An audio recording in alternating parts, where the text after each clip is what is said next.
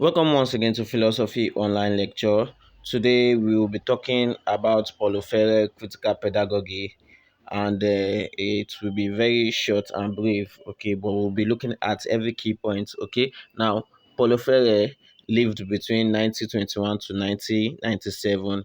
He was a famous educational philosopher of the 20th century. His ideas, life, and work was aimed at helping the oppressed now because he also felt the brunt of it. Okay, his goal was to eradicate poverty, and he was influenced by the social and political realities present at that time.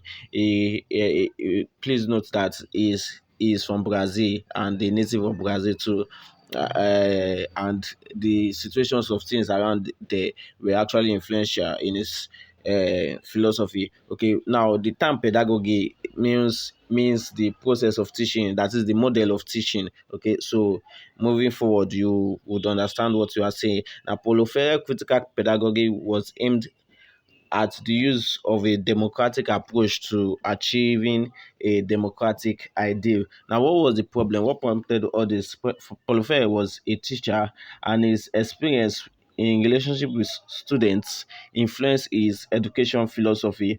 He observed how other teachers uses traditional pedagogy to teach and instruct people without accepting input. Now, the conventional way of teaching then was uh, we are the teachers, we are the body of knowledge. The students do not know anything, okay? And our own is just to put ourselves in a fixed place and keep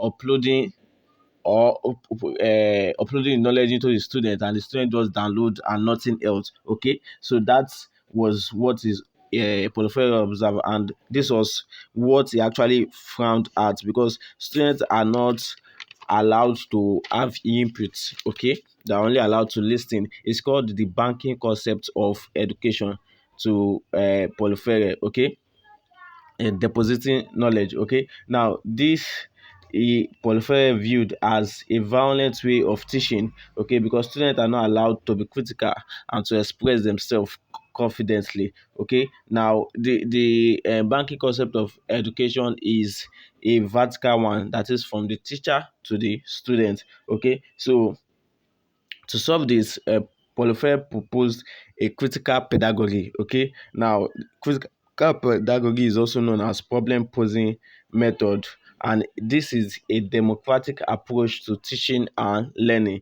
And you would know that in opposition to the traditional way, yeah, in a democratic setting, there's input from everybody, right? So in this system of education, the teachers do not assume a superior role, right? They also allows input from the student, right, in teaching and learning. The teacher does not see himself as infallible, right?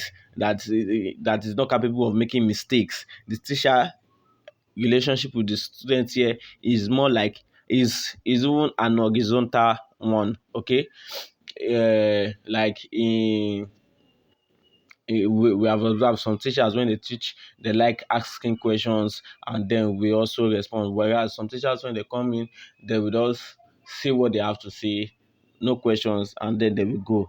That is the traditional pedagogy. Okay, now in the problem posing method, the teacher learn from the student, and the student also learn from the teacher. Now, this problem posing is achieved when the teacher problematize issues. That is something that you just come and say.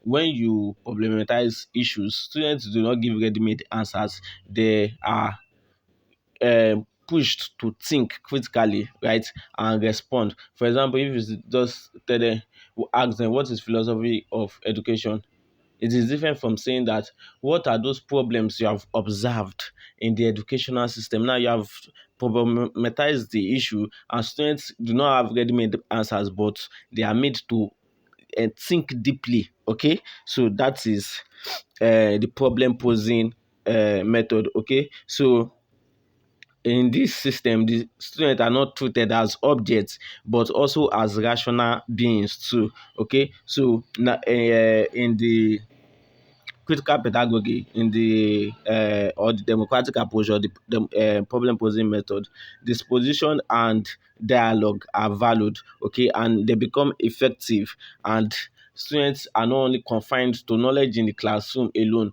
but it transcends to other aspects of their life, from home to workplace to their community to their playground. They are able to express themselves. Okay, so that is the summary of Paulo Freire critical pedagogy. Thank you so much for watching. Please do subscribe and like and turn on notification. Thank you so much.